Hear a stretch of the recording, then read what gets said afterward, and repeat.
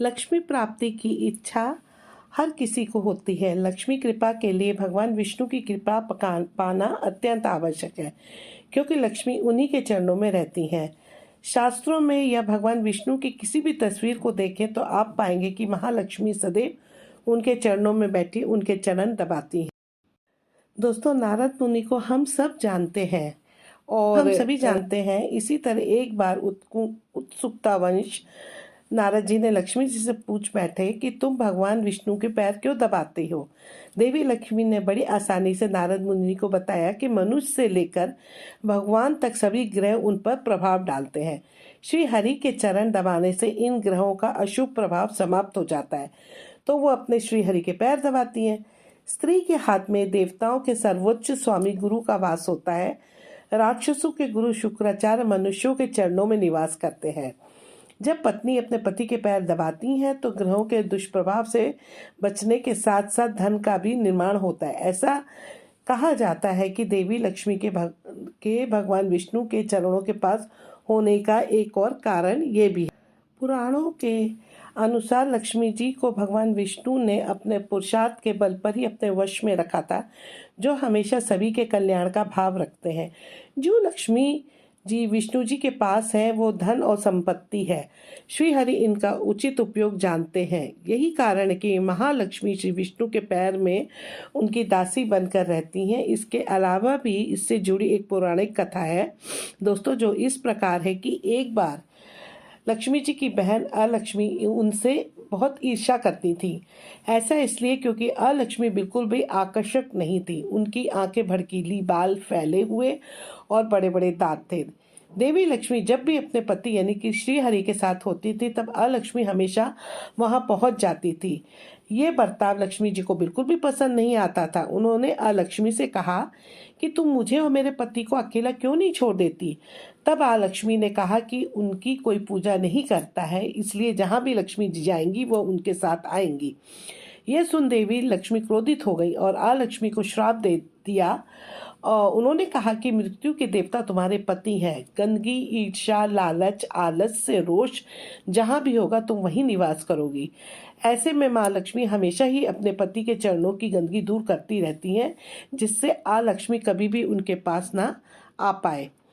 ऐसा कहा जाता है कि सौभाग्य और दुर्भाग्य एक साथ चलते हैं। ऐसे में दुर्भाग्य कई बार आपके जीवन में प्रवेश करने के मौके तलाशता रहता है।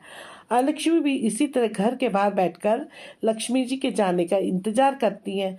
जहाँ पर गंदगी मौजूद होती है या लालच और ईर्ष्या होती है, वहाँ पर कलह और कैलेश का वातावरण बन जाता है।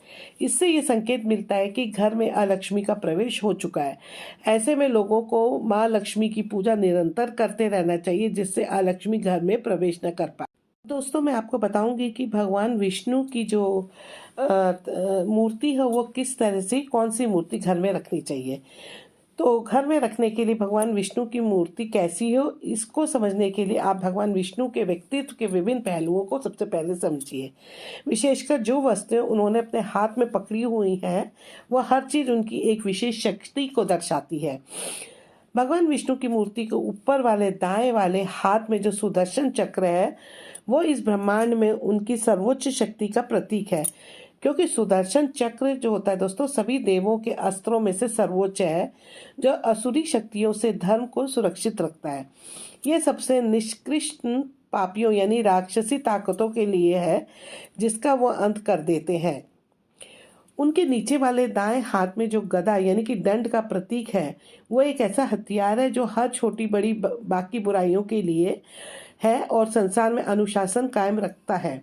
यह बिल्कुल ठीक उसी तरह से है जैसे कोई मास्टर जी अपने बदमाश छात्रों की पिटाई करके अनुशासन कायम रखते हैं। उनके ऊपर वाले बाएं वाले हाथ में शंख किसी विशेष शुरुआत को दर्शाता है। क्योंकि हिंदू धर्म में कोई भी विशेष कार्य जब हम शुरू करते हैं तो उसके पहले शंख बजाकर घोषणा करने का नियम है। कई लोग शंख को केवल एक युद्ध की चेतावनी देने वाला यंत्र मानते, पर ऐसा नहीं है।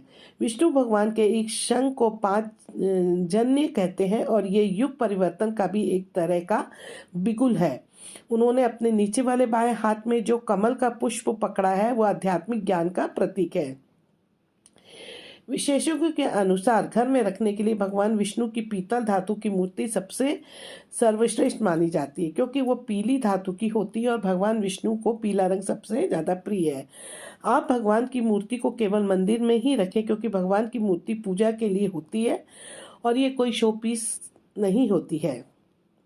ध्यान रहे, आप ऊपर लिखी हुई चारों जो मैंने आपको बातें बताई हैं वस्तुओं के साथ भगवान विष्णु की मूर्ति पूजा कमरे में रख सकते हैं, परंतु सुदर्शन चक्र से किसी दैत्य का वध करते हुए मूर्ति या फोटो अपने घर में कहीं भी ना रखें, क्योंकि वो भगवान का रुद्र रूप है, जो कि घर परिवार के लिए अच्छा नहीं माना जाता है और मनोवैज्ञानिक की कसौटी पर देखें तो भी अच्छा नहीं माना जा सकता है।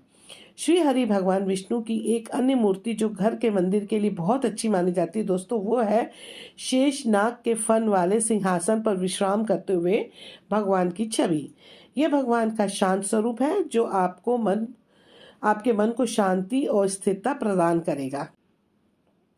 लक्ष्मी जी की जो मूर्ति होती है, किस तरह की मूर्ति घर में अच्छी होती है, तो दोस्तों लक्ष्मी जी भगवान विष्णु की अर्धांगिनी कही जाती हैं और ऐसा कहा जाता है कि श्री हरि भगवान विष्णु की सक्रिय शक्ति हैं।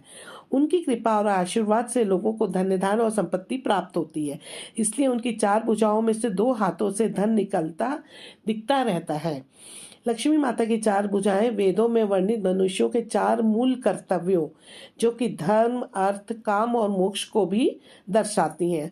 आप ये निश्चय कर लीजिए कि लक्ष्मी माता की मूर्ति कमल पर आराम से बैठी हुई अवस्था में दिखे। खड़ी हुई अवस्था में लक्ष्मी माता की मूर्ति अच्छी नहीं मानी जाती, इसलिए आप इसको घर पे कभी मत लाइएगा, क्योंकि पुराने ग्रंथों के अनुसार ऐसी मान्यता है कि लक्ष्मी यानी धन संपत्ति चलायमान होती है। इसका अर्थ यह है कि चंचल स्वभाव का होने के कारण वो एक जगह आसानी से टिकती नहीं है। इस कारण आप भी उनकी बैठी ही हुई मूर्ति अपने घर में रखें, जिससे आपके घर में धन संपत्ति लंबे समय तक टिकी रहे।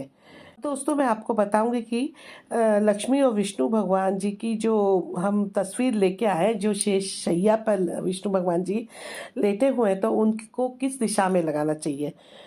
तो शुभ लाभ के लिए लक्ष्मी माँ की फोटो या मूर्ति घर में रखते समय इन बातों का विशेष ध्यान रखें। वास्तुशास्त्र के अनुसार उत्तर दिशा को लक्ष्मी जी की दिशा माना जाता है, इसलिए आप लक्ष्मी माता की मूर्ति जिसमें विष्णु भगवान जी जो है वो शेषशैया पर लेटे हुए हैं उत्तर दिशा में रखें और घर का उत्तरी कोना आप विशेष रूप से चमकता दमकता रखें। और ऐसा कहा जाता है कि लक्ष्मी माता की खड़ी अवस्था में फोटो नहीं होनी चाहिए, क्योंकि लक्ष्मी तो चंचल मानी जाती हैं और वो एक जगह ठहरती नहीं, इसलिए खड़ी अवस्था में उनके घर में ठहरने की संभावना कम रहती है। इस तरह वो पति को पराई स्त्री से दूर रखने की हर संभव कोशिश कर रही हैं।